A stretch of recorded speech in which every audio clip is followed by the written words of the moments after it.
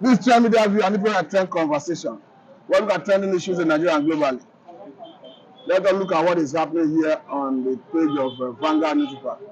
He's saying clerk to CGN, that's Chief Justice of Nigeria, Aruwola, tackle corruption. Tackle corruption malpractices in judiciary. We understand that Senator Bugachiwa at a point made a revelation that saw the whole Nigeria wondering if this could be happening in a democracy, where he said that as a senator he used influence to influence the right to give some judgment that favor his colleagues as a senator. And we are now seeing an elder statesman, a former commissioner, minister of information, and a lawyer, saying, addressing the chief justice of the federation, that should tackle corruption malpractice in the judiciary. Yes, Mr. Martin. Do you think it's something Aruwola can handle? Well, my brother, the problem we are having in Nigeria, honestly speaking, the 75% of problem we are having in this country are the Nigerian, are the judiciary themselves.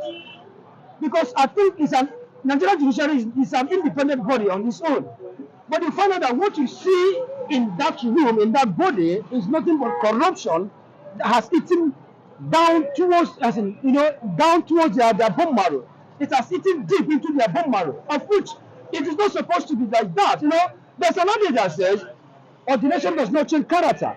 Wash a pig, powder a pig will always remain a pig. Definitely, a lot of them are there just at the advisory of the mentorship that they are there. But what they are after is nothing but what goes to their pocket.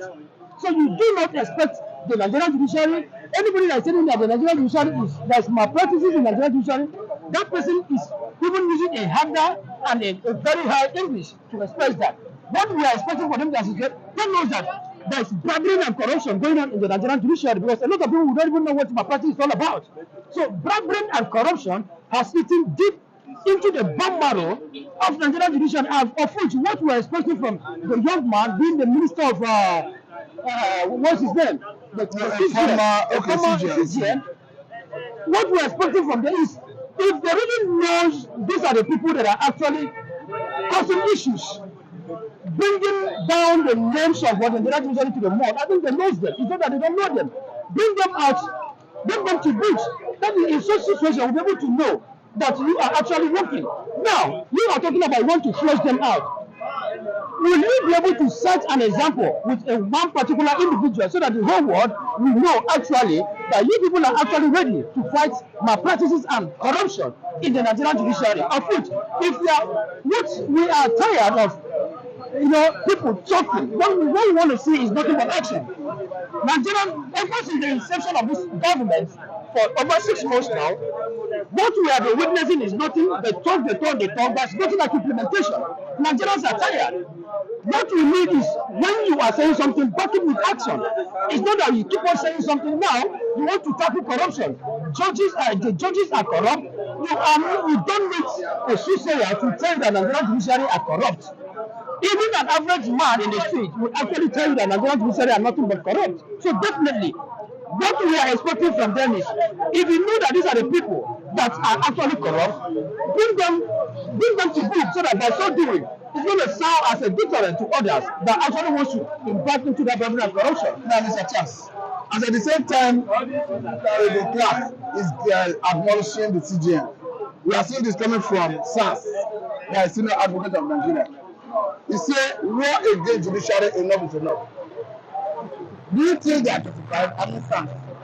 All Nigerians are war against, is there any unjustified war against judiciary? Because perhaps, if I may speculate, it may not be unconnected with the way people talk about judgments that come from the courts.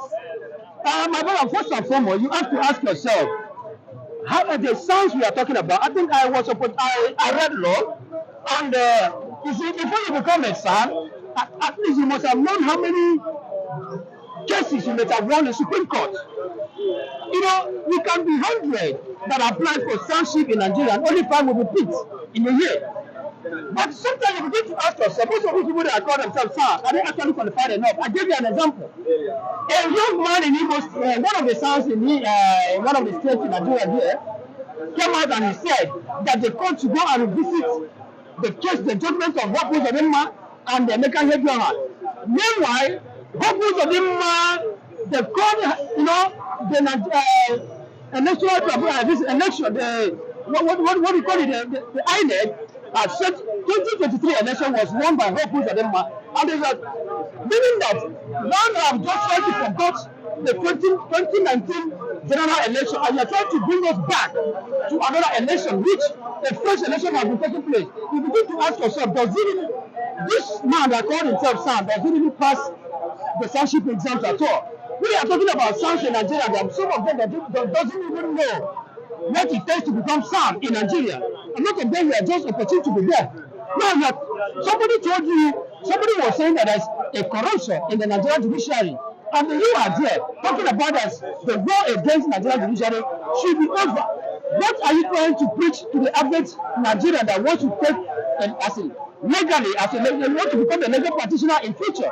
You are actually advising the whole world that this becoming a legal practitioner is nothing but full of bribery and corruption. People are there trying to tell you to preach out the truth to you, telling you that there's actually a bribery and corruption going on in the system, being the Nigerian judiciary.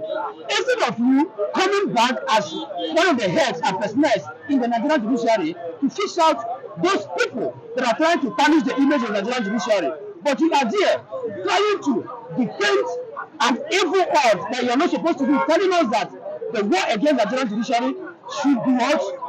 Enough is enough. And it's not supposed, sometimes you begin to ask yourself, these are people, you are not even supposed to hear something like that from such a prominent Nigerians, because you are the one that was supposed to put things in place.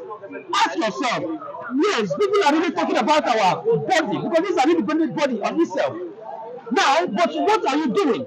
You are there telling the whole world that enough is enough, meaning that everybody should keep quiet so that bribery and corruption will continue taking place in the body of the Nigerian judiciary. It's a shame to such sound, honestly speaking. Thank you very much, Mr. Charles. Thank you, sir. That was a good one. Thank you. You can send that for me now.